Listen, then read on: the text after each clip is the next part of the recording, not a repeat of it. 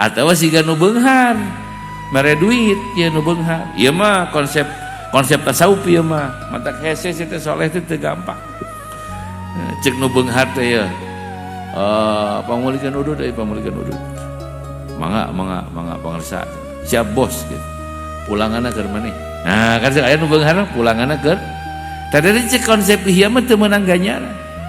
Naon sabab sedekahna teh nitah meuli udud. Paham teu? Dalam mun dititah meuli udud mungeun kira-kira jadi teu merena? Teu jadi.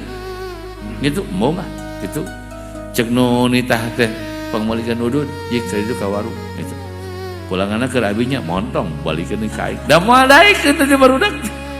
Daek teh dititah meuli udud ku sabab aya pula. Eta teh tah. Jadi sahabat mah para ulama mah nepi ka dinya pikiranna. Kumaha carana ibadah teh supaya karana Allah. Pan mereka nu goreng ka urang mah ngarepkeun naon coba? Lamun lain ngarepkeun ganjaran.